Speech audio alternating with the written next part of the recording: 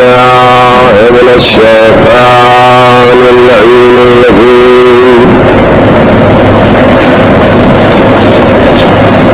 بسم الله الرحمن الرحيم الحمد لله رب العالمين والعاقبة للمتقين والجنة للموحدين والنار للملحدين والصلاة والسلام على سيد الأنبياء والمرسلين سيدنا ونبينا بالوقار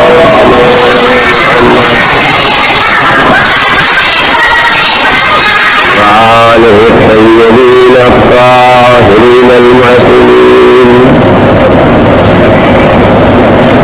واللعنة الدائمة على قاتليهم وغاصبي حقوقهم وأعدائهم إلى يوم الدين اللهم لقد قال الله تبارك وتعالى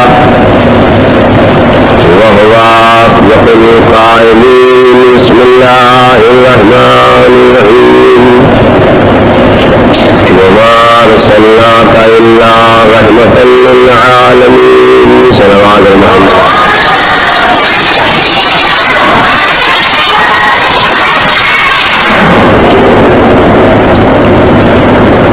واقعیت بلا کر بھیجنے والا خدا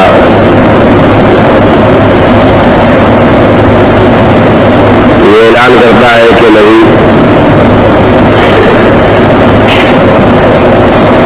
ہم نے تمہارے ساتھ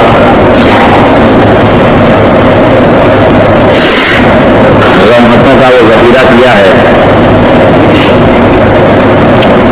اور رحمتوں کا وہ ذخیرہ تمہارے ساتھ بھیجا ہے یہ ساری دنیا کے لیے کافی ہے نہ صرف وہ دنیا کے لیے بلکہ جتنی دنیایں ہیں جتنے جہان ہیں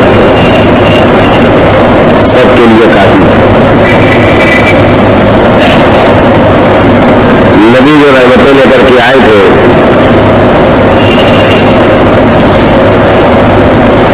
ان میں سے ایک رحمت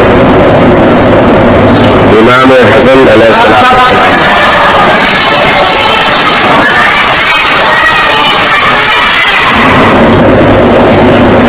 جن کا تذکرہ آج مجھے آپ کے سامنے کرنا ہے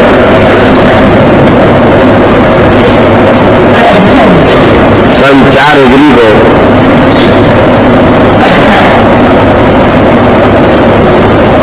رمضان کو آپ مدینہ منورہ میں پیدا ہوئے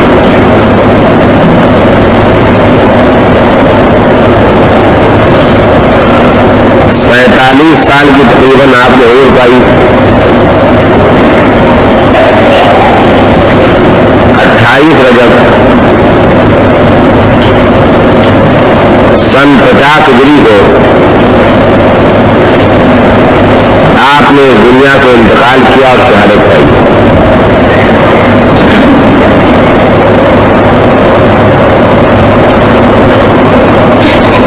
شہادت اس زہر سے ہوئی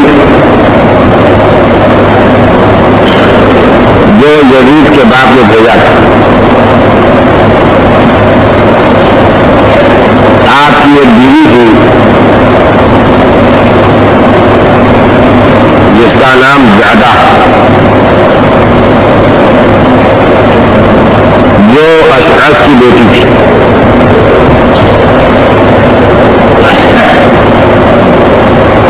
یزید کے بعد معاویہ نے زیادہ کے پاس زہر بھیجا اور 1 لاکھ روپیہ 1 لاکھ درہم بھیجے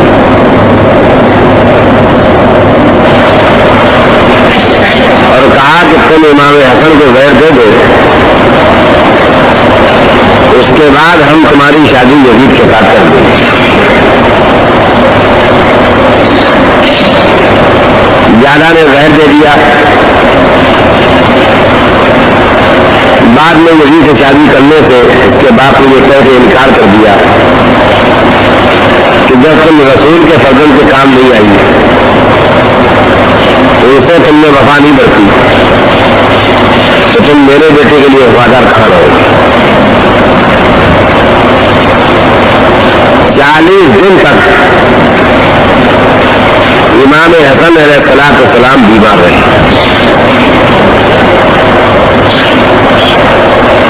آپ کی بیوی کا مشہور نام ام فروا ہے جو کربلا میں موجود ہے۔ روایتوں میں اختلافات کے باوجود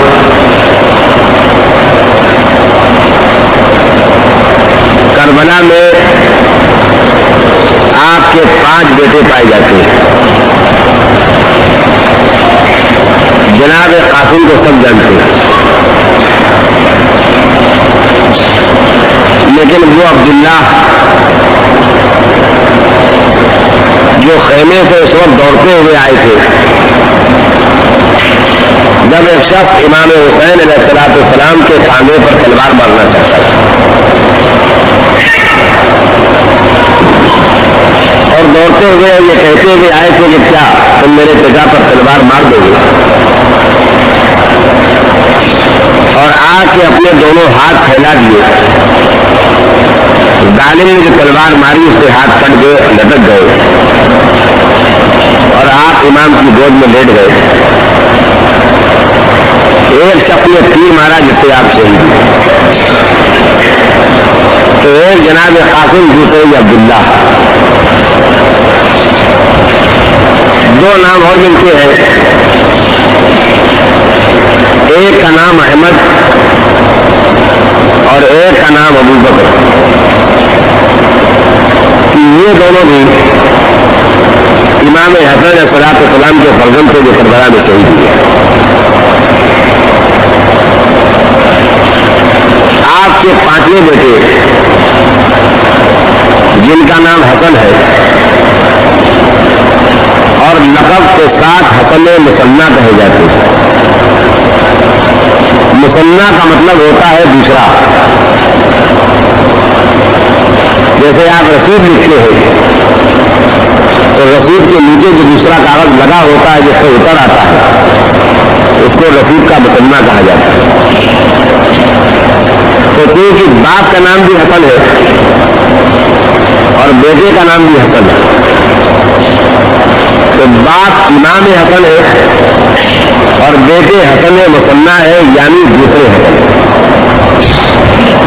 بچوں کی معلومات کے لیے ورنہ بزرگ تو جانتے ہی ہے، امام حسین علیہ السلام کی کل 2 بیٹیاں تھیں۔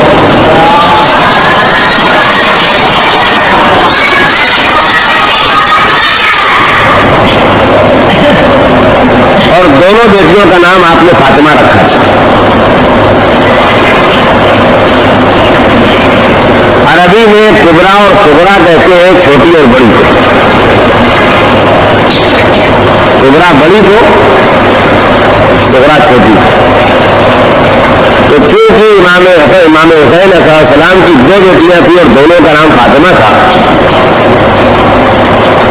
تو بڑی کو پہچان کے لیے فاطمہ کبرا کہتے ہیں، بڑی فاطمہ، اور چھوٹی کو پہچان کے لیے فاطمہ صغرا کہتے ہیں، چھوٹی فاطمہ۔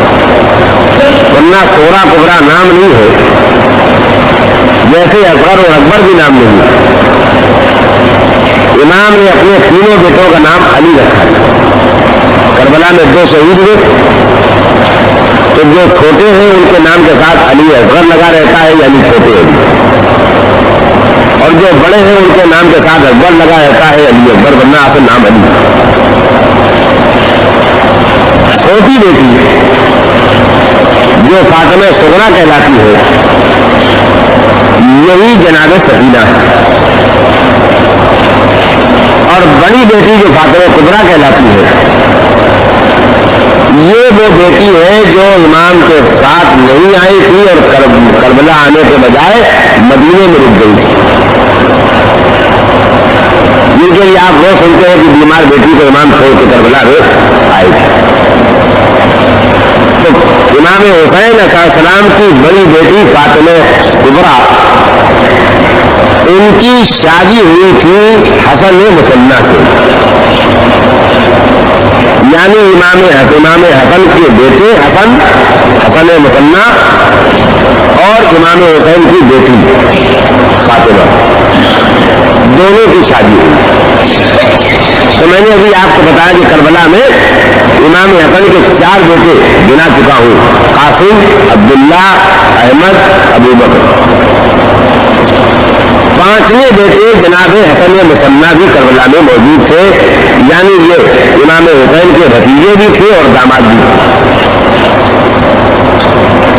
اور کربلا میں جو قافلہ بچ کے نکلا سب شہید ہو گئے. صرف بچ کے 2 نکلے جوانوں میں. ایک امام زین العابدین علیہ السلام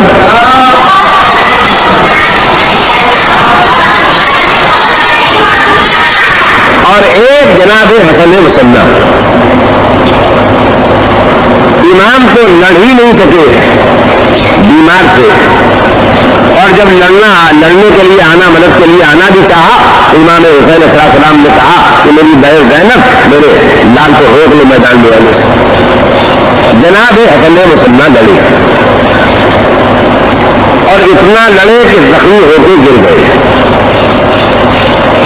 دشمنوں کے سمجھ میں یہی آیا کہ حسن مثنیٰ اس دنیا سے گزر گئے.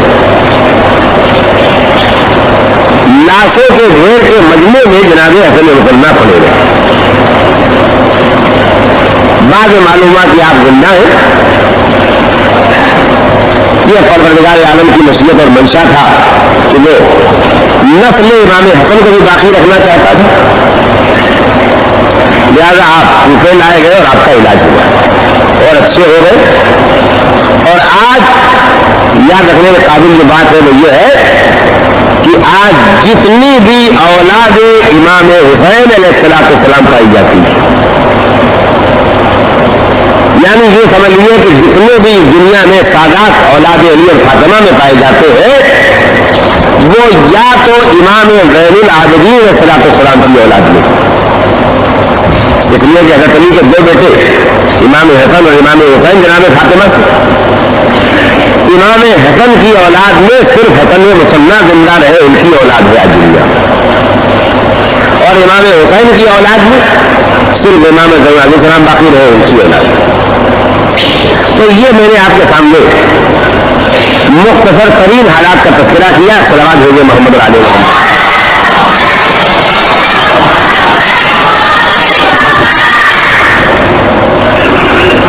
امام حسن علیہ السلام نے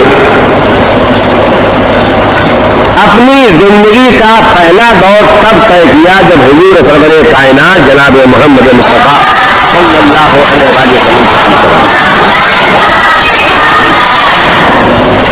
نبی کی زندگی اور نبی کے زمانے کے جو امام حسن علیہ السلام کے واقعات ہیں ان میں سے 3-4 باتیں آپ کو یاد دلانا چاہتا ہوں. ایک تو جب آئے تکفیر نازل ہوئی، آئے تکفیر جس میں اللہ نے اعلان کیا کہ اہل بیت ہمارا تمہارے بارے میں یہ ارادہ ہے کہ ہر نقص، کمی، کمزوری، نجاست کو تم سے دور رکھے، ہر کمال اور خوبی سے تم کو آراستہ اور پیراستہ رکھے. تو یہ آیت تب نازل ہوئی ہے جب پیغمبر نے ایک چادر کے اندر اہل بیت کو لے لیا.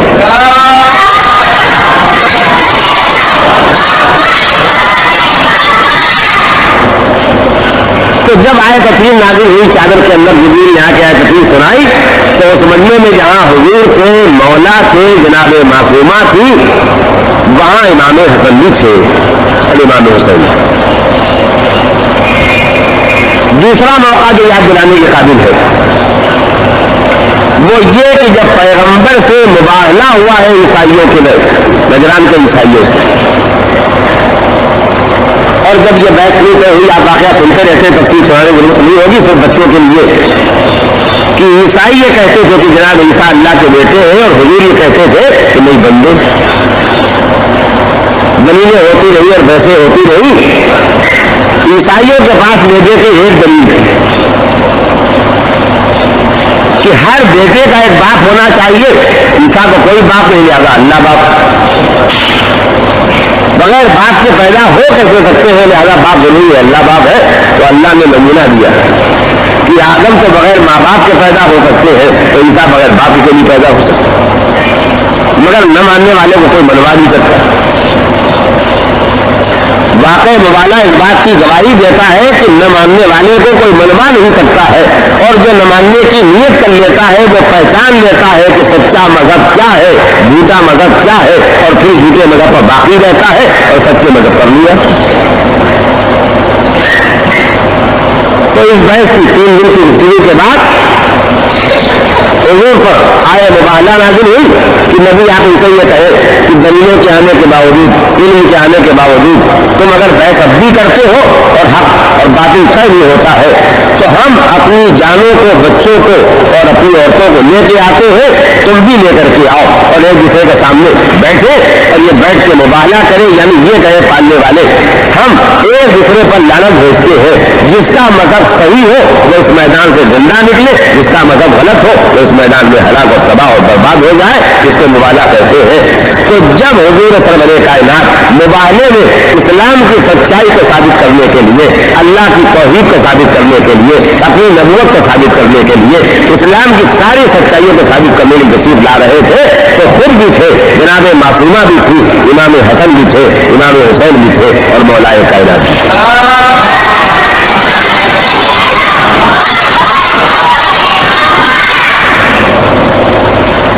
ایک جملہ 1000 مرتبہ آپ نے سنا ہوگا, لیکن ایک مرتبہ مجھے سنانے لیے تاکہ میرے بچے اسے یاد رکھیں.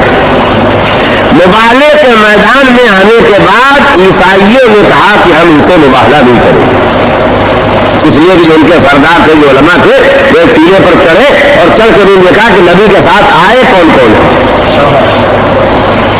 جب دیکھا کہ مولا آئے ہیں, معصومہ آئی ہے, دونوں شہزادے آئے ہیں, تو کہا ہم ان سے مباحلہ نہیں کریں گے, اور اپنی قوم سے کہا کہ ہم نے ایسے سچے چہرے دیکھے,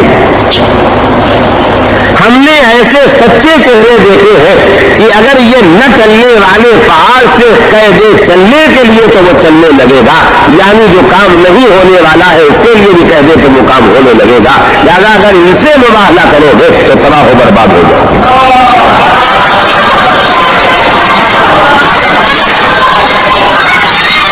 نہیں, یہ سینکڑوں مرتبہ کا سنا ہوا واقعہ کیوں سناتا ہوں, ایک جملے کے لیے جو میرے بھائی یاد رکھیں اور دوسروں کو بتائیں. تو اب عیسائیوں نے اس بات کا اقرار کر لیا کہ یہ ایسے سچے ہیں کہ اگر یہ پہاڑ سے کہہ دے تو چلنے لگے گا. ان کا دین سچا ہے, ان کا خدا سچا ہے, ان کی شریعت سچی ہے, ان کا قرآن سچا ہے, سب سچا ہے. تو مسلمان ہو جاؤ, قانون نبی کے پاس آئے, کہا ہم عیسائی رہنا چاہتے ہیں, ہمارے آپ کے درمیان سلو ہو جائے اور جو آپ کہیں وہ فیصل دے دے, جس کو جزیہ کہا جاتا ہے, اور ہم کو ہمارے دل پر رہنے دیجیے. تو یہ تاریخ کا واقعہ بتاتا ہے کہ عیسائیوں کی سمجھ میں آ گیا کہ ان کا مذہب جھوٹا ہے اور اسلام کا مذہب سچا ہے. صرف سمجھ میں نہیں آ گیا, انہوں نے اقرار بھی کر لیا, لیکن اقرار کرنے کے بعد بھی طے کیا کہ ہم جھوٹے ہی مذہب پہ رہیں گے, یعنی پیسے دیں گے اور جھوٹے مذہب پر رہیں گے. تو اگر کل کے عیسائی پیسے دے کے جھوٹے مذہب پہ رہ سکتے ہیں, تو آج بھی دنیا میں ایسا ممکن ہے کہ آدمی کے سمجھ میں آ جائے کہ سچا مذہب کیا ہے اور جھوٹا مذہب کیا ہے, اور یہ پھر جھوٹے مذہب پر باقی رہ جائے. تو اگر باقی رہ جاتا ہے تو وہ اسلام کے راستے پر نہیں ہے, عیسائیوں کے راستے پر. تو حضور کی زندگی کا ایک موقع وہ تھا جب آئے تفصیل اتری تو امام حسن موجود تھے. دوسرا موقع یہ تھا کہ جب مباحلے کے میدان میں آئے تو امام حسن ساتھ تھے. تیسرا موقع وہ ہے جس میں پنجتن نہیں ہے, 4 ہے, اور وہ یہ ہے کہ امام حسن بیمار ہوئے. میں واقعات کا خلاصہ سناتا ہوں تاکہ بچوں کے دلوں میں واقعات رہے. تو حضور نے آ کے کہا جناب فاطمہ زہرا صلوات اللہ علیہا سے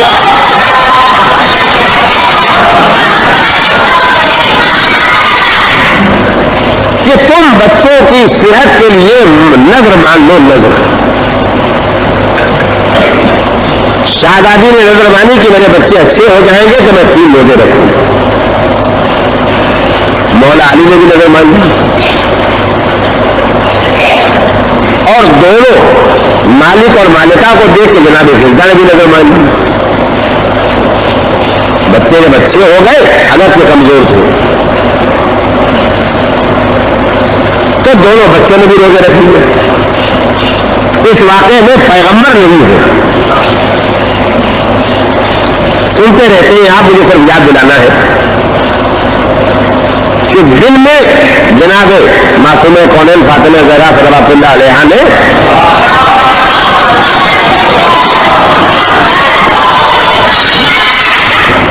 ऊन काटा, ऊन, और जितना ऊन काटा उसमें उसकी मजदूरी में जितने जौ थे उतने जौ पीसे, रोटियां पकाई, इफ्तार के लिए सबके सामने रोटियां रखी हुई। साहिल ने पुकारने वाले दरवाजे पर आके आवाज दी, आले मोहम्मद हम यतीम है, भूखे हैं। जिस जैसे वाकया सुना दो वैसे याद रखिएगा। ये नहीं हुआ कि हजरत अली ने सबकी रोटियां जमा की हो और दे दी हो। हजरत अली ने अपनी रोटी दे दी, शाहजादी ने अपनी रोटी दे दी, शाहजादों ने अपनी रोटी दे दी, फिजा ने अपनी रोटी दे दी।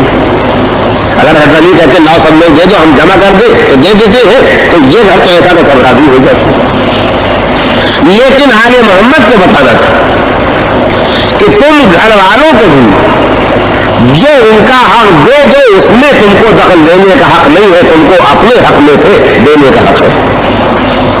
ये बात समझने के काबिल है। हमारे घरों में अक्सर झगड़े हो जाते हैं बीवी मियाँ के दरमियान में, उनका साहब आप तो सब कार्य खैर में राह खुदा में लुटा देते, बच्चे भूखे रह जाते। तो फर्ज कीजिए आप 1000 रुपए कमाते हैं, आपके घर में 10 आदमी है, तो हर आदमी के हिस्से में मिसल 100 रुपए आते हैं। तो आपके हिस्से में जो 100 रुपए आते हैं, इसमें से आपको खैरात करना चाहिए। बच्चे के हिस्से में से आपको खैरात करने का हक नहीं है। अलबत्ता आप ऐसी तरबियत दें अपने बच्चों को कि जब आप कार्य खैर करें, आप खैरात करें तो वो भी खैरात करे। तो आले मोहम्मद ने हमें क्या बताया, हर एक आदमी को खुद आगे बढ़ाओ कि वो अपने हिस्से में से कार्य खैर करे, तो झगड़ा भी नहीं पैदा होगा, किसी किस्म का बोझ भी नहीं पैदा होगा। हर आदमी को ये इत्मीनान होगा कि हमने किया, ये शिकायत नहीं होगी कि हमारे हिस्से में से आपको दे दिया। तो खैर बात निकल आई, मैं तफसील में चला गया। मुझे कहना क्या था कि पहले दिन रोटियां उठा के दे दी, पानी पी पी के सो रहे। दूसरे दिन रोजा रखा, फिर ऐसे कोई मांगने वाला आ गया, उसे दे दिया। तीसरे दिन रोजा रखा, फिर मांगने वाला आ गया, उसे दे दिया। इस वाक़े में हुजूर नहीं है, मौला है, मासूम।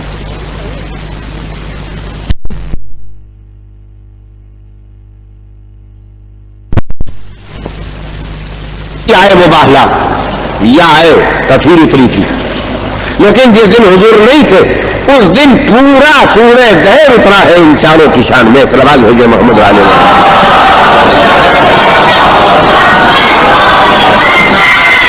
और हुजूर इन 3 दिनों तक घर में जनाब मासूमा के आए भी नहीं। ये रसूल आप आए क्यों नहीं? का देखो एक मौका ऐसा भी चाहिए जहां अल्लाह की तरफ से मेरे अहले बैत की शान में आयत उतरे, आयतें उतरे, सूरे उतरे और मैं मौजूद न हूं, ताकि दुनिया को यह ख्याल न हो कि वो तो इनके लिए आयत इसलिए आ जाती है कि रसूल मौजूद रहते हैं। अब उनके लिए आयत अथीर आई है तो ये भी बैठे हुए थे, उनके लिए आयत मुबाहला आई है तो ये भी बैठे हुए थे। तो दिमागों की गलतफहमी दूर हो जाए, देखो मैं नहीं मौजूद हूं, तो इनके लिए पूरा सूरह गहर उतर रहा। मैं अगर हुजूर की जिंदगी के वाकया सुनाऊं तो मजलिस का घंटा उसी में खत्म हो जाएगा। लेकिन मुझे एक बात और सुनाना, मिंबर पर मस्जिद में हुजूर सरवरे कायनात जनाब मोहम्मद मुस्तफा सल्लल्लाहु अलैहि वसल्लम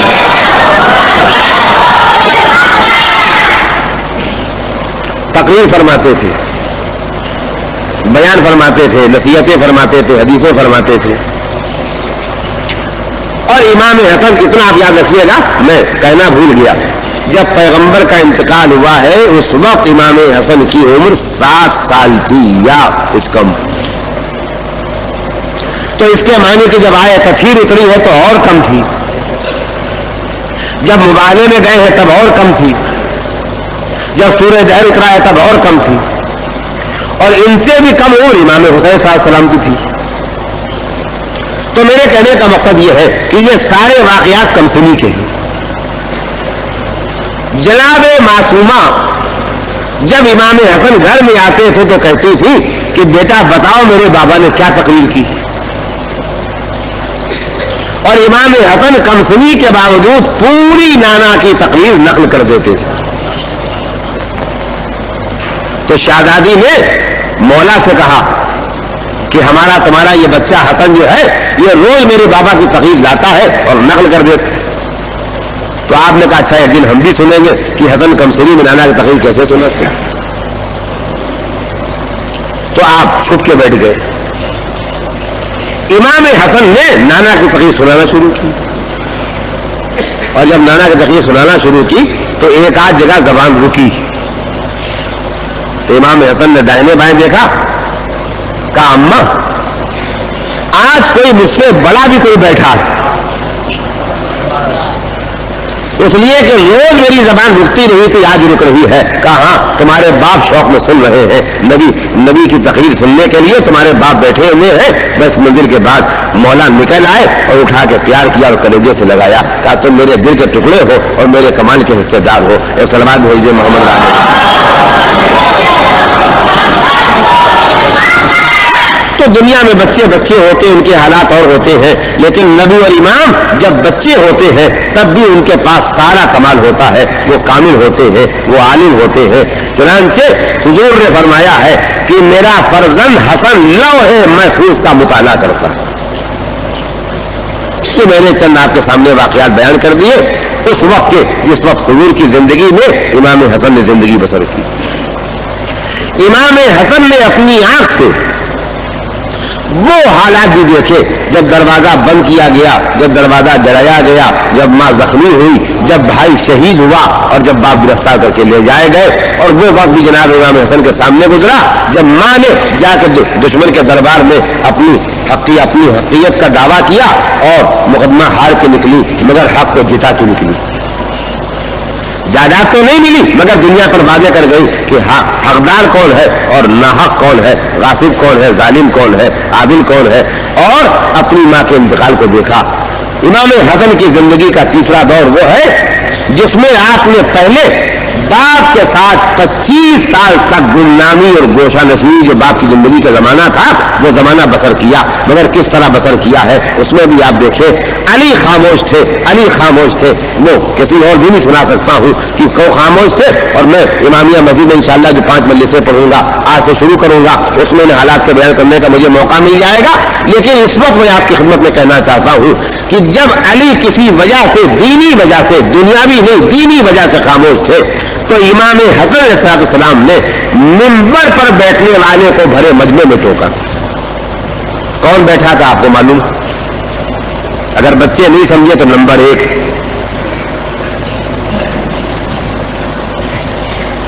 نبی کی جگہ پر بیٹھنے کے دعوے دار منبر پر بیٹھے تھے نبی کی مسجد تھی.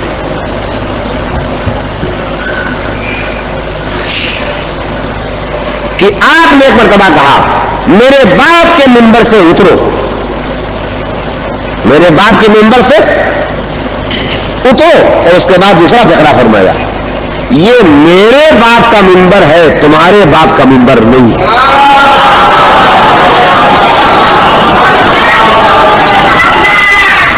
کل سے منانے سنانے کا کچھ مزہ نہیں رہے گا. تو نمبر 1 کو امام حسن نے ٹوکا اور جب نمبر 2 آئے تو امام حسین نے ٹوکا اترو یہ میرے باپ کا منبر ہے تمہارے باپ کا منبر نہیں ہے. بڑے نے بڑے کو ٹوکا چھوٹے نے اور دونوں نے گود میں لیا. منبر سے اتر آئے, پہلے بھی اتر آئے دوسرے بھی اتر آئے اور دونوں نے گود میں اپنے اپنے موقع پر امام حسن کو امام حسین کو لیا اور سر پر ہاتھ رکھا اور کہا تم صحیح کہتے ہو یہ تمہارے باپ کا منبر ہے میرے باپ کا منبر نہیں.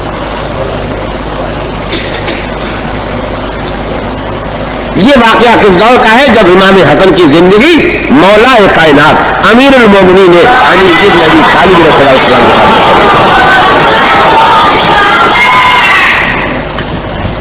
پھر جب جب مولائے کائنات کی بیعت ہو گئی، 25 سال گزر گئے، تینوں حکومتیں ختم ہو گئی اور علی کے ہاتھ پر بیعت ہو گئی، تو علی کے خلاف جو سب سے پہلی جنگ لڑی گئی ہے جنگ جمل، جس میں لڑنے والے جو سردار تھے علی کے مقابلے پر وہ 3 تھے.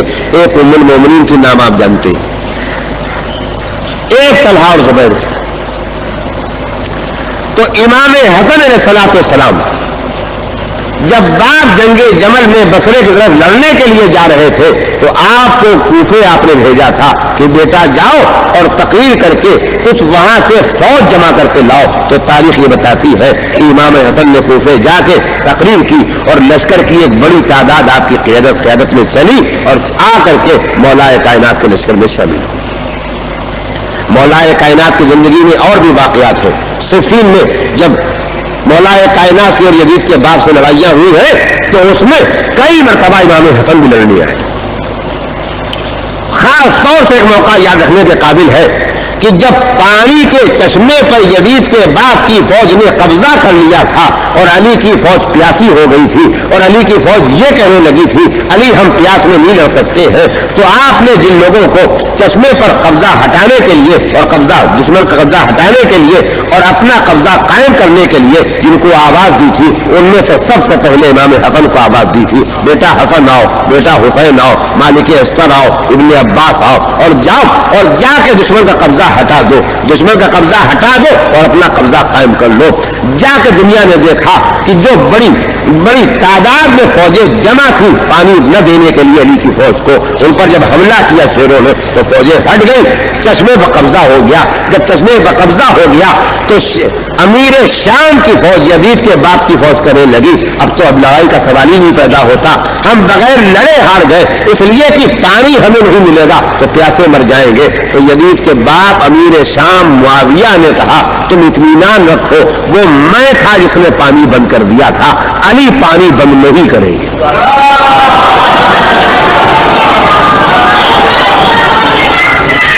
مولا کائنات کی زندگی کا سب سے اہم موقع وہ تھا جو امام حسن سے متعلق ہے کہ جب ظالم نے آپ کے سر پر تلوار ماری ہے اور آپ غش کر گئے ہیں کہ نماز ختم کرنے کے بعد باپ کا سر گود میں لے کے امام حسن بیٹھے تھے اور جب 21 رمضان کی رات کو وصیت وقت کرنے کے لیے سب کو بلایا ہے تو آپ نے اپنا ہاتھ امام حسن کے ہاتھ میں رکھ کر کے وصیتیں کی. دفن مولا کائنات کے بعد امام حسن صلی اللہ علیہ وسلم کی بیعت ہوئی، ابن عباس کی تقریر ہوئی. ابن عباس نے کہا یہ فرزند رسول ہے، یہ سردار جوانان جنت میں سے 2 میں سے ایک ہے، یہ پنجتن پاک کی نشانی ہے. ان کو نبی نے ان کو علی نے اپنا جانشین بنایا ہے، یہ امام ہے. آپ کے ہاتھ پر بیعت ہوئی لیکن 6 مہینے کے بعد آپ نے معاویہ سے امیر شام سے سلو کر لی. کیوں سلو کر لی بڑی تفصیل ہے، اس کے لیے 2-4 مجلسیں چاہیے، لیکن مختصر سی بات یہ ہے کہ سلو آپ نے ان حالات میں کی جب آپ کے لشکر میں اتنے آدمی پیدا ہو گئے تھے جن کو امیر شام نے پیسے دیے تھے کہ تم امام حسن کو ہمارے حوالے کر دو. ایک جملے کی تشریح کرنا چاہتا ہوں تاکہ معلومات کے لیے آپ کو یاد رہے کہ مولا کائنات امیر المومنین علی بن ابی طالب ماشاء اللہ اب مجمع جمع ہو گیا ہے، آپ مل جل کے سوال بھیجیے محمد رانی.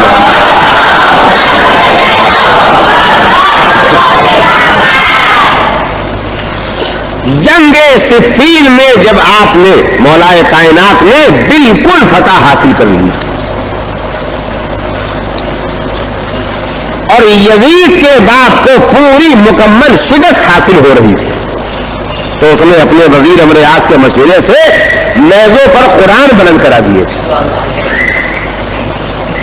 مجھے سنانا کیا ہے؟ مجھے سنانا یہ ہے کہ جب یزید کی یہ باپ کی فوج یہ قرآن بلند کی اپنے امیر کے حکم سے تو علی کی فوج کی بہت بڑی تعداد، یہی امام حسن کو زہر دینے والی زیادہ اس کا باپ اشعث، یہ سب سے آگے آگے تھا اور اس نے کہا کہ علی اب جہاد روک دو، جنگ روک دو، تلوار روک دو اور اگر تم اب بھی لڑائی رکھو گے تو ہم تم سے لڑیں گے. تو آپ پہچانیے تاریخ نے کیا بتایا کہ معاویہ نے امیر شام نے علی کی فوج کے سپاہیوں کو اور سرداروں کو جو ایمان بیچ سکتے تھے ان کو اتنے پیسے دیے تھے کہ وہ علی کی فوج میں تھے مگر دل ان کے معاویہ کے ساتھ تھا. مجبوریاں آپ محسوس کریں. حالات کا اندازہ کرنے کے لیے 2-3 مثالیں مجھے آپ کے سامنے رکھنا پڑیں گی. مولا کہتے ہیں تم دھوکہ کھا رہے ہو, آج تم عزت چھوڑ کے جو تم جا رہے ہو تو تم اور تمہاری نسلیں ذلیل رہیں گی. لیکن کہنے والے کہتے ہیں علی جنگ روکو ورنہ ہم تم سے لڑائی لڑیں گے. علی مجبور ہو جاتے. مجبور کا مطلب یہ نہیں ہے کہ علی کے ہاتھ بندھے ہوئے تھے, لیکن جیسے ہزاروں نبی قتل ہوئے اور خدا خاموش رہا ویسے علی بھی خاموش ہو گئے. یعنی کوئی مسئلہ اللہ کے خاموش ہونے کی ہوتی ہے, کوئی مسئلہ امام کے خاموش ہونے کی ہوتی ہے. کا مالک اشتر کو واپس بلائیے. تو یہ سارا ہنگامہ کس بات پہ ہوا کہ علی ہی کی فوج کی بہت بڑی تعداد علی کے خلاف ہو گئی. کیوں خلاف ہو گئی؟ اس لیے کہ دین بیچ ڈالا تھا, ایمان بیچ ڈالا. اور یہاں تک خلاف ہو گئی کہ مولا علی کی پسند کے مطابق حکم جج نہیں طے ہو سکا. آپ نے کہا مالک اشتر کو جج بنا لو, کہا ان کو نہیں بنائے, کہا ابن عباس کو بنا لو, کہا ان کو نہیں بنائیں گے. ابو موسیٰ اشعری جو مولا علی کا دشمن تھا اس کو علی کا نمائندہ بنایا گیا. دنیا کی تاریخ میں آپ سوچئے کوئی آدمی اگر کسی کا حکم بنتا ہے, جج بنتا ہے اس کی طرف سے, تو وہ ہوتا ہے جو اس کے اوپر جس پر اس کا اعتماد ہوتا ہے. علی کہتے ہیں کہ جب تم میری کوئی رائے نہیں ماننے پر تیار ہو تو جو چاہو کرو.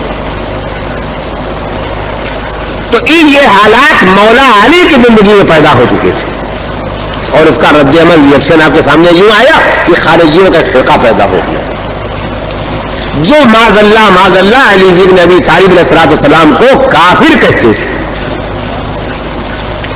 جنہوں نے علی سے جنگ کی, نہروان کی جنگ کی. اور انہی خارجیوں میں ایک عبد الرحمن ابن ملجم تھا جس نے مولا کو قتل کیا.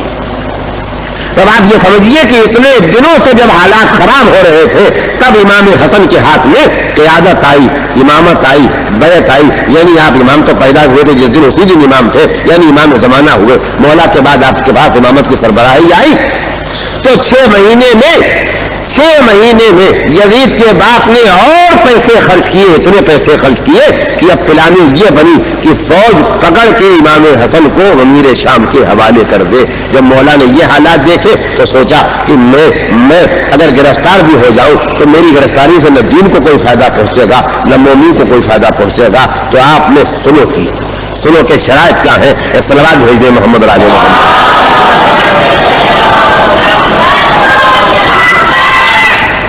خلاصہ سناتا ہوں تاکہ بچوں کے ذہنوں میں واقعات رہے, جو جانتے ہیں وہ بھی ان کی بھی یاد تازہ ہو جائے. کہ مسلمانوں کے خون کو بہنے سے بچانے کے لیے میں سلو کرتا ہوں, اور سلو یہ کرتا ہوں کہ آج سے حکومت معاویہ کے پاس رہے گی, مگر شرط یہ ہے کہ اس کو حکومت میں کتاب خدا قرآن مجید اور حدیث پیغمبر سنت نبی کے مطابق عمل کرنا پڑے گا. کا دوسری بات یہ کہ میرے باپ کو برا بھلا نہیں کہا جائے گا. تیسری بات یہ ہوگی, میں سب باتیں نہیں سنا سکوں, اس میں چند اہم جو پوائنٹ ہے وہ سنا رہا ہوں.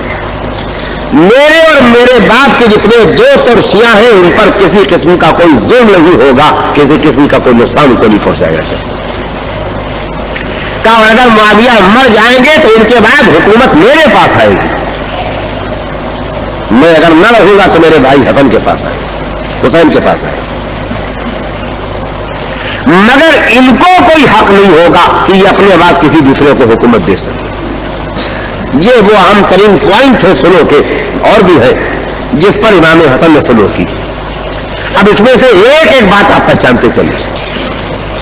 امام حسن نے سلو کر کے کہا کہ تم کو کتاب خدا اور سنت نبی کا پابند ہونا پڑے گا. اس سلو کا مطلب ہی یہ ہے کہ یہ اقرار کرا لیا کہ آج تک نہ تم قرآن کے پابند تھے نہ سنت نبی کے پابند تھے. اور یہی نہیں طے کرا لیا. کل مجلس شورا میں نمبر 2 کے مرنے کے بعد جب 6 آدمی کی کمیٹی میں حضرت علی کے سامنے بیعت پیش کی جا رہی تھی تو عبد الرحمن ابن عوف نے کہا تھا علی ہم تمہیں خلیفہ بنانے پر تیار ہیں بشرطے کہ تم وعدہ کرو کہ تم کتاب خدا پر عمل کرو گے, نبی کی سنت پر عمل کرو گے, اور تم سے پہلے جو دو حاکم گزرے ہیں ان کی سیرت پر عمل کرو گے. علی نے کہا تھا میں کتاب اور سنت نبی پر عمل کرنے پر تیار ہوں, سیرت پر شیخین کے عمل کرنے پر نہیں تیار ہوں. جو باپ نے کہا تھا بیٹے نے اس پر دشمن سے تصدیق کروا کر دستخط کرا لیے کہ تم سنت کے پابند ہوگے, تم سنت کے پابند ہوگے, قرآن کے پابند ہوگے, سیرت شیخین کے پابند نہیں ہوگے. یعنی سیرت شیخین کا انلیگل ہونا یہ امام حسن نے لکھوا کے طے کرا لیا. یہ سنے امام حسن کے فائدوں میں سے ایک فائدہ. اور جب آپ نے یہ کہا کہ میرے باپ پر لعنت نہیں بھیجی جائے گی تو اقرار کرا لیا کہ ایسا کام اب تک ہو رہا ہے. جب آپ نے یہ لکھوایا کہ ہمارے باپ کے شیعوں پر ظلم نہیں کیا جائے گا تو گویا کہ اقرار کرا لیا کہ اب تک ظلم کیا جا رہا. تو کتنی باتیں تھیں جو اس سلو کے ذریعے سے آپ نے نمایاں کر دی, اور اس کے بعد سلو کر کے آپ کوفہ چھوڑ کے مدینے تشریف لے گئے, اور وہاں تقریباً لگ بھگ 10 سال, اس سے یعنی 9 سال کچھ مہینے آپ زندہ رہے.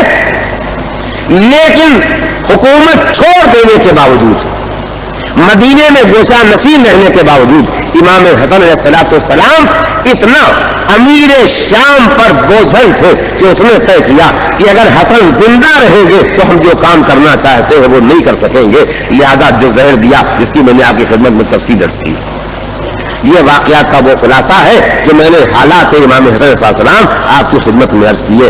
تاریخیں لکھتی ہے کہ امیر شام نے شرائط سلو میں سے ایک شرط پر عمل نہیں کیا.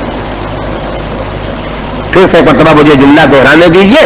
تاریخیں لکھتی ہے کہ امیر شام نے, معاویہ نے, یزید کے باپ نے شرائط سلو میں سے ایک شرط پر بھی عمل نہیں کیا.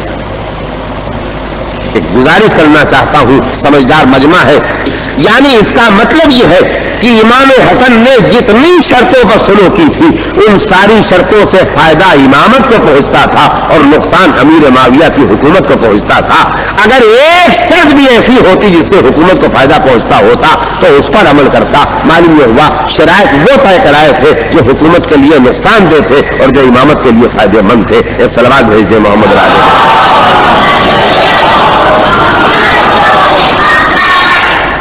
آپ نے ایک بات سنی ہوگی کہ جہاد کی 2 قسمیں ہیں, ایک تلوار سے جہاد ہوتا ہے اور ایک اپنے نفس سے جہاد ہوتا ہے. ایک تلوار لے کے آدمی دشمن سے لڑتا ہے, ایک دل کی خواہشات سے لڑتا ہے, آرزوؤں سے لڑتا ہے. تو حدیث میں آیا کیا ہے کہ تلوار لے کے دشمن سے لڑنا جس میں اس کو زخم پہنچاؤ, خود زخمی ہو, اس کا گلا کٹے یا تمہارا گلا کٹے, یہ چھوٹا جہاد ہے, جہاد اصغر. اور دل کی خواہشوں سے لڑتے رہنا, آرزوؤں سے لڑتے رہنا, زمانے کے حالات میں بے چین رہ کر کے حق کا ساتھ دیتے رہنا, فرمایا ہے حدیث میں کہ یہ جہاد اکبر ہے. امام حسن علیہ السلام نے سلو کر کے 10 سال جو زندگی بسر کی ہے, تقریباً 10 سال, وہ جہاد اکبر تھا کہ خواہشوں سے ٹکرا رہے تھے. کیسے خواہشوں سے ٹکرا رہے تھے؟ بس اتنا سنیے کہ جن لوگوں نے سلو کو نہیں سمجھا تھا, سلو کے مقاصد کو نہیں سمجھا تھا, ان میں سے ایک ایسا بھی آدمی تھا جس نے امام حسن کو یہ کہہ کے سلام کیا تھا, السلام علیکہ یا مذل المومنین, اے سلو کر کے مومنین کو ذلیل کر دینے والے تم پر سلام. ذرا سوچئے جس زمانے میں سلام کرنے والے اس طرح سلام کر رہے ہو, اس زمانے کے حالات پر صبر کرنا یہ امام حسن کا جہاد اکبر تھا یا نہیں تھا؟ اور آپ کو کوئی حیرت نہیں ہونا چاہیے. حدیبیہ میں جب حضور سرور کائنات جناب محمد مصطفیٰ صلی اللہ علیہ وآلہ وسلم مکے کے کافروں سے سلو کی تھی تو اس وقت بھی جو بڑے بڑے مسلمان تاریخ اسلام میں کہلاتے ہیں, میری تاریخ میں نہیں, انہوں نے یہی کہا تھا ہم کو یہ سلو منظور نہیں ہے اس لیے کہ اس میں ہماری ذلت ہو رہی ہے. معلوم ہوا رسول سلو کر رہے تھے تو مسلمانوں کے خیال میں ذلت ہو رہی تھی, امام حسن سلو کر رہے تھے تو اس وقت کے مسلمانوں کے ذہن میں یہ خیال میں ذلت ہو رہی تھی. یعنی نواسا نبی کے راستے پر جا رہا تھا اور اعتراض کرنے والا اعتراض کرنے والے کے راستے پر جا رہا تھا. اور اتنا یاد رکھنے کی بات ہے کہ اگر مکے کے کافروں سے سلو کر کے نبی نبی رہ سکتے ہیں، نجران کے عیسائیوں سے سلو کر کے نبی نبی رہ سکتے ہیں، تو کلمہ پڑھنے والے نام نہاد مسلمان سے سلو کر کے امام حسن امام کو نہیں رہ سکتے۔ اتنا موقع نہیں ہے کہ مجلس میں کہ میں اور آپ کے سامنے تفصیلات پیش کروں۔ امام حسن کی زندگی کا خلاصہ میں نے پیش کیا، لیکن میں نے ایک عادت ڈالنے کی کوشش کی ہے کہ جس معصوم کا تذکرہ کروں اس کے کچھ ارشادات اور کچھ حدیثیں بھی آپ کی خدمت میں عرض کروں۔ ایک مل جل کے صلوات بھیج دیں محمد راجہ۔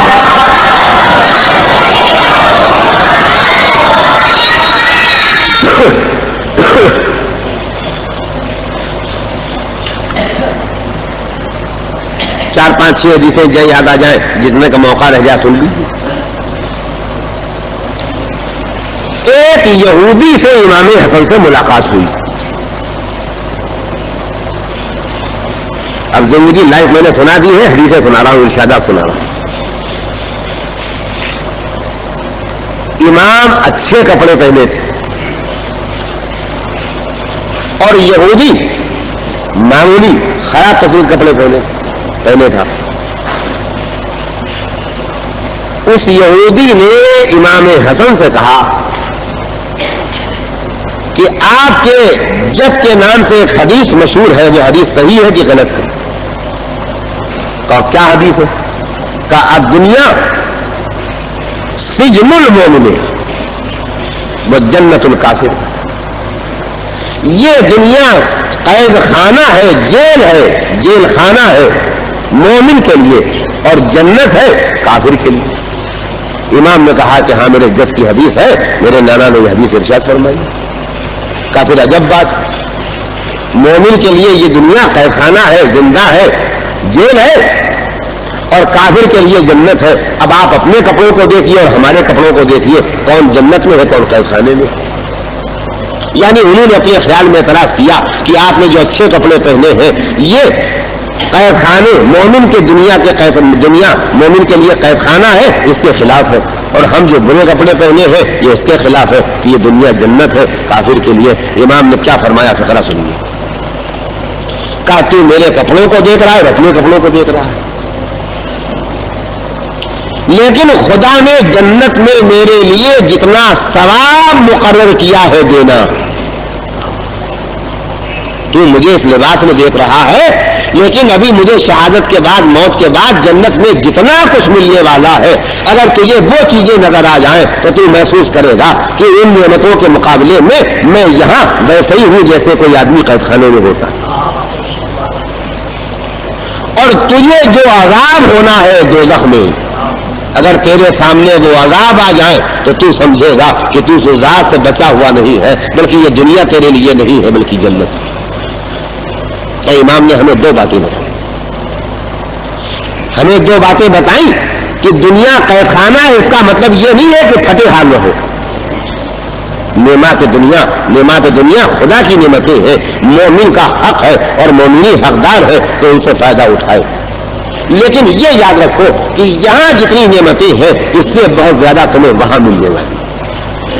اور اگر یہ کسی کافر کو اس کے کفر، اس کی بے دینی، اس کے فسق و فجور کے باوجود اس دنیا میں دیکھو کہ وہ راحت و آرام سے ہے، تو اپنے دل کو رنجیدہ نہ کرنا، یہ بڑے سخت عذاب میں مبتلا ہونے والا ہے۔ اس ایک حدیث کو یاد رکھیں، صلوات بھیجیں محمد علیہ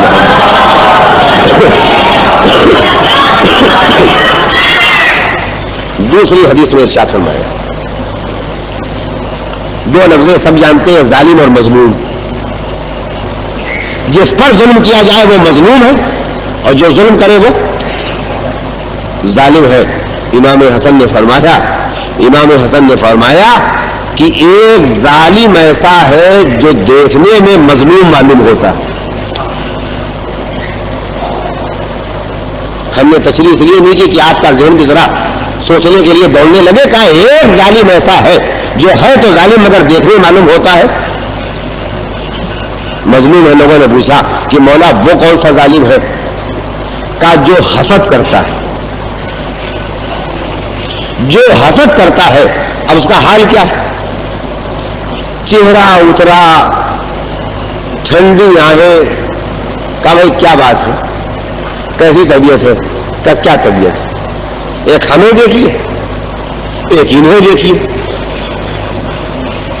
تو یہ انہیں کو یہ دیکھیے، یعنی ایسے حال میں ہے، ٹھنڈی آنکھیں لے رہے ہیں جیسے ان پر کسی نے ظلم کر دیا ہے، حالانکہ یہ خود اپنے اوپر ظلم کر رہے ہیں۔ دنیا میں اگر سب سے بڑی کوئی بے وقوفی ہو سکتی ہے تو اس کا نام حسد ہے۔ فلاں آدمی کو فلاں نعمت مل گئی، ہم کو نہیں ملی، اب ہم جلے جا رہے ہیں، وہ آرام سے موج کر رہا ہے، ہم جل رہے ہیں۔ تو آدمی اگر کسی آدمی کو میں مثال دے دوں، ایک آدمی ہے، تصور کیجئے اس کے ہاتھ میں چاقو ہے اور وہ اپنے بدن کو چھیل رہا ہے، کبھی ہاتھ، کبھی پیر، کبھی منہ، کبھی ناک، کیا کہیں گے؟ عقل مند کہیں گے؟ بیوقوف کہیں گے؟ کچھ نہیں کہیں گے، چپ بیٹھے رہیں گے، بیوقوف کہیں گے۔ تو اگر اپنے ہاتھ سے اپنے بدن کا چھیلنے والا آپ کے خیال میں بے وقوف ہے، تو جو دوسرے کی نعمت دیکھ کے جل جل کے اپنے کو جلا رہا ہے، اس سے بڑا بے وقوف کون ہوگا؟ تیسری حدیث امام حسن کی سنیے، اور میں اس کے لیے کہوں گا کہ میرے بھائی تو سن ہی رہے، میری بہنیں بھی ذرا اس کو توجہ کے ساتھ سنیں۔ امام نے کہا کہ جب تم کوشش کرو، جب تم کسی چیز کے حاصل کرنے کی کوشش کرو اور اس چیز کو نہ پا سکو، اس کے حاصل کرنے میں ناکامیاب ہو جاؤ، تو اپنے دماغ کو، دل کو ایسا بنا لو جیسے تمہارے دل میں اس چیز کے حاصل کرنے کا خیال آیا ہی نہیں تھا۔ ہوتا کیا ہے؟ مثال کے طور پر ایسی مثال دے دے، سمجھ نہیں آ جائے۔ آج کل زمانے کا سب سے بڑا مشکل مسئلہ بن گیا ہے ماں باپ کے لیے کہ ان کی بیٹی کے لیے کوئی مناسب شوہر مل جائے۔ چنانچہ میں جب دعائیں کرتا ہوں تو اس میں سے میری دعا یہ بھی ہوتی ہے کہ پالنے والے جن کی بیٹیاں جوان ہو گئی ہے ان کے لیے جلد سامان و انتظام کر دیں۔ بہت بڑا مسئلہ ہے، قومی مسئلہ ہے، کسی دن موقع ملے گا تو سلسلے میں آپ کے سامنے کچھ کہوں گا۔ چاہا فلاں لڑکے سے ہماری لڑکی کی شادی ہو جائے، نہیں ہو سکی، اس کی کہیں ہو گئی۔ اب اس گھر میں تو شادی ہو رہی ہے، ہمارے گھر میں ماتم ہو رہا، کیا فائدہ ہوگا اس ماتم کا؟ ان کا یہ لڑکا بڑا اچھا تھا اور نکل گیا اور فلاں بڑے لکی تھے اور قسمت والے تھے، ان کے ساتھ شادی ہو گئی اور ہم رہ گئے، تب یہ پلٹ کے تو آئے گئے۔ تو امام نے کہا اگر اپنی راحت کو ناراحتی سے، رنج سے نہیں بدلنا چاہتے ہو تو جو چیز حاصل کرنا چاہو اگر وہ حاصل نہ ہو تو اپنے دل و دماغ سے اس کا خیال ایسا نکال دو جیسے اس کے حاصل کرنے کا تمہیں خیال ہی نہیں آیا تھا، تو کم سے کم دوسرے غم سے تو بچ جاؤ گے کہ ہائے ملا نہیں۔ صلوات بھیجے محمد رانے والے۔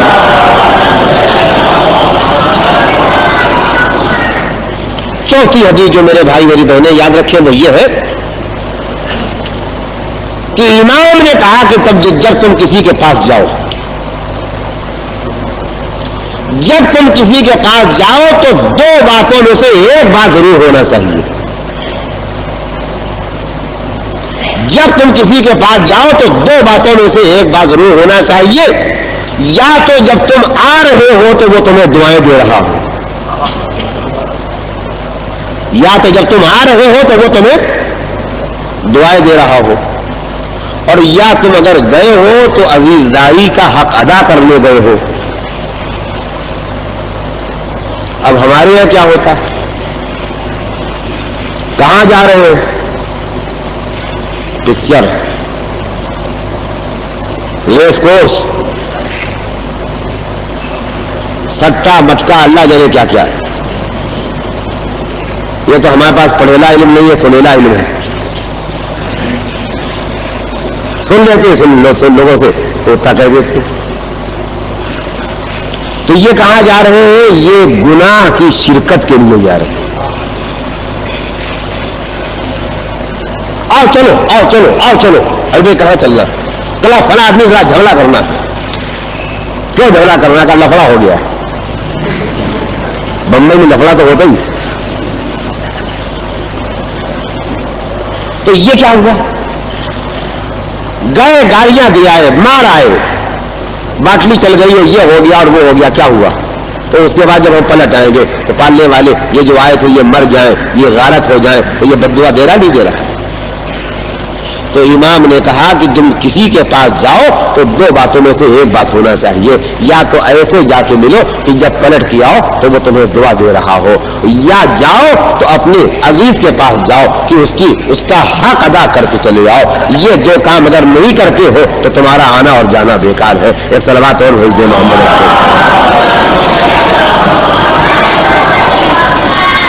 اور آخری حدیث جو میں اپنے امام کی سناؤں گا اسے تشریح کے ساتھ سنا تھا تو گھنٹے 2 گھنٹے چاہیے تھے، صرف ترجمہ سنا دوں گا، یاد رکھیے گا۔ الموت اولا من رکوب العار والعار اولا من دخول النار۔ ہمارے دوسرے امام نے کہا کہ ذلت کی زندگی جینے سے عزت کی موت مر جانا بہتر۔ آپ یہ فقرہ امام حسین صلی اللہ علیہ وسلم سے کے بارے میں سنا ہے کہ انہوں نے کربلا میں فرمایا تو انہوں نے بھی فرمایا، لیکن امام حسن نے جو فرمایا ہے میں اسے سنا رہا ہوں۔ ذلت کی زندگی سے عزت کی موت بہتر ہے، اور دوزخ کی آگ میں جانے سے ذلت کی زندگی بہتر ہے۔ امام حسن کا جو ارشاد ہے وہ یہ ہے کہ اگر دو چیزیں تمہارے سامنے ہے، ایک موت ہے جو عزت کے ساتھ ہے اور ایک زندگی ہے جو ذلت کے ساتھ ہے، تو ذلت مت گوارا کرو، موت گوارا کرو۔ لیکن اگر تمہارے سامنے دو چیزیں ہیں کہ یا تو گناہگار ہو کے دوزخ کے حقدار بننا ہے اور یا ذلت کی زندگی بسر کرنا، تو امام نے کہا دنیا میں ذلت کی زندگی گوارا کر لینا، مگر آخرت میں دوزخ کی زندگی نہ گوارا۔ اور ذلت ناقابل برداشت ہے، مگر وہاں اسے بھی برداشت کرنا چاہیے، وہاں اسے بھی برداشت کرنا چاہیے جہاں ذلت برداشت نہ کرنے کے نتیجے میں دوزخ ملنے والا ہو۔ جس شخص نے آ کے کہا تھا السلام علیکم یا مذل المومنین، اے مومنین کے ذلیل کر دینے والے ان پر سلام ہو، اس کو امام نے بٹھا دیا، ڈانٹا نہیں، بھگایا نہیں، بٹھا لیا اور کہا بھائی پہچانو کہ ہم نے سلو کن حالات میں کی، اگر ہم سلو نہ کرتے تو نہ ہم رہتے، نہ ہمارے شیعہ رہتے، اور نہ ہمارے بعد ہمارا دین رہ جاتا۔ تو اگر ہم لڑ جاتے تو یہ شہادت نہیں ہوتی، یہ خودکشی ہوتی، اور خودکشی حرام ہے۔ لہذا میں نے سلو نہیں کی ہے، اسلام کو، مسلمان کو، محبان علی ابن ابی طالب کو موت سے خودکشی سے بچایا ہے۔ لہذا میں نے وقتی طور پر تمہارے خیال میں یہ ذلت ہے، اس ذلت کو گوارا کر لیا ہے تاکہ خدا کی بارگاہ میں ہم گناہگار نہ ہونے پائیں۔ ہمارے گھروں میں بہت سے کبھی کبھی ایسے خدا نخواستہ واقعات ہو جاتے ہیں کہ ذلت نہیں برداشت کر سکا، خودکشی کر لی، زہر کھا کے مر گیا۔ تو زہر کھا کے مر جانا حرام ہے، دوزخ میں جائے گا۔ تو دوزخ کی آگ اور ذلت کی زندگی جب سامنے آ جائے تو زندگی کی ذلت گوارا کر لینا چاہیے، لیکن دوزخ کی آگ نہیں گوارا کرنا۔ میں نے آپ کو لائیو بھی سنا دی دوسرے امام کی جہاں تک سنا سکتا تھا، اور حدیثیں بھی سنا دی، 5-6 شاید سنا۔ اب مجھے آپ کو مجلس ختم کرتے ہوئے یہ سنانا ہے کہ جب آپ کو زہر دیا گیا تو آپ 40 دن بیمار رہے، اور بعض روایتیں بتاتی ہیں کہ بار بار دیا گیا، یعنی دشمن کو یہ شبہ ہوتا تھا کہ اس زہر کے باوجود یہ زندہ رہے۔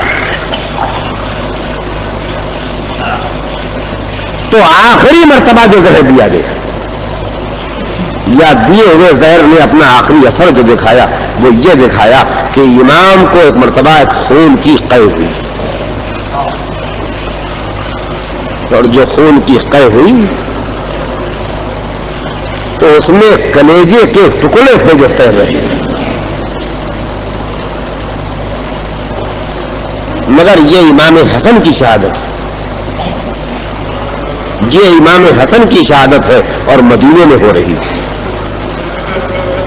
امام کو خون کی قے ہوئی ہے جس میں کلیجے کے ٹکڑے تیر رہے ہیں، نظر آ رہے ہیں، لیکن حسین بھی موجود ہے، محمد حنفیہ بھی موجود ہے، عبداللہ ابن جعفر بھی موجود ہے، عباس علمدار بھی موجود ہے، بہنیں بھی موجود ہے، ماں بھی موجود ہے، وہ تینوں چھوٹے بھائی بھی عباس کے موجود ہے جو کربلا میں عباس سے پہلے شہید تھے، پورا کنبہ موجود ہے، قاسم چھوٹے سے صحیح مگر موجود ہے، اولاد بھی موجود ہے، لیکن ساری باتوں کو چھوڑ کے مجھے اتنا سنانا ہے کہ آپ نے وقت آخر امام حسین کو بلایا اور کہا کہ میں خدا، نانا، ماں اور بابا کی ساری امانتیں حسین تمہارے حوالے کرتا ہوں اور یہ اپنے بچے بھی تمہارے حوالے کرتے ہیں، اور اے بھائی وصیت یہ کرتا ہوں کہ مجھے غسل دینا، بہترین غسل دینا، کفن پہنانا، بہترین کفن پہنانا، لیکن میرا دل کہتا ہے کہ وصیت کرتے کرتے امام حسن رونے لگے ہوں گے۔ میرا دل کیوں کہتا ہے؟ یہ سوچ کے کہتا ہے کہ امام حسن کو خیال آیا ہوگا آج میں وصیت کر رہا ہوں، حسین میرے پاس موجود ہے، عباس میرے پاس موجود ہے، بھرا گھر میرے پاس موجود ہے، لیکن کل کربلا میں جب میرا یہی بھائی حسین وقت آخر سفر آخرت کر رہا ہوگا تو لاشیں کربلا کے میدان میں بکھری پڑی ہوگی، حسین کے پاس کوئی نہ ہوگا، حسین کے سرانے کوئی نہ ہوگا، حسین کے قریب کوئی نہ ہوگا جس سے حسین وصیت کر سکے۔ نماز کے بعد بس 1 منٹ پڑھوں گا مسائل تاکہ حق غم و ماتم بھی ادا ہو جائے۔ نماز کے بعد میرے جنازے کو میرے نانا کی قبر کی طرف لے جانا، اور دیکھو اگر خون مسلمانوں کا نہ بہے تو مجھے نانا کے پہلو میں دفنا دینا، اور میرے حسین میری وصیت ہے کہ اگر میرے نانا کے پہلو میں دفنائے جانے کی بنا پر مسلمانوں میں خونریزی ہونے لگے تو مجھے جنت البقیع میں دفنانا دینا، میری دادی فاطمہ بنت اسد کے پاس مجھے دفنا دینا۔ بس ایک جملہ مجھے پڑھنا ہے، اور اگر آپ توجہ سے سنیں گے تو میرے بھائیوں، میری بہنوں، انشاءاللہ اتنی ہی دیر میں حق غم و ماتم ادا ہو جائے گا۔ بڑی شان سے حسن کا جنازہ نکلا، بڑی شان سے حسن کا جنازہ نکلا، بنی ہاشم کے بہادر کاندھا دیے ہوئے، کچھ زیادہ فاصلہ نہیں تھا حسن کے گھر میں اور نبی کی قبر میں، کچھ زیادہ فاصلہ نہیں تھا، مگر نبی کی قبر کے گرد لوگ جمع ہو گئے تھے اور انہوں نے آواز دی ہم حسن کو یہاں دفن نہ ہونے دیں، حسن کو یہاں دفن نہ ہونے دیں گے۔ بنی ہاشم کے شیروں کو جلال آ گیا، تمہاری ہمت ہے ہمارے ہوتے ہوئے دفن نہ ہونے دیں گے۔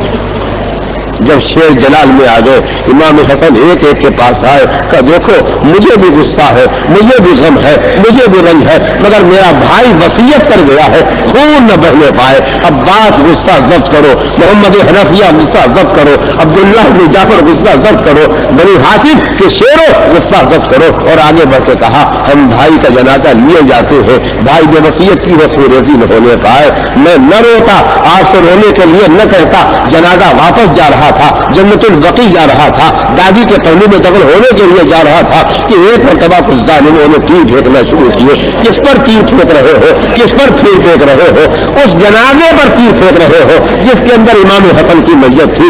اللہ جس نے کل کربلا میں کبھی اکبر کے کلیجے سے نیزے کا ٹوٹا ہوا پھل نکالا، جس نے کبھی کربلا میں ننھے علی اصغر کے گلے سے تیر کا پھل نکالا، اس نے آج مدینے میں اپنے بھائی کی میت سے آئے ہوئے تیر نکالے اور کہا بھائی یہ امانت اللہ کے حوالے کر رہا ہوں، سیعلم الذین ظلموا ای منقلب ینقلبون الا لعنۃ اللہ علی القوم الظالمین۔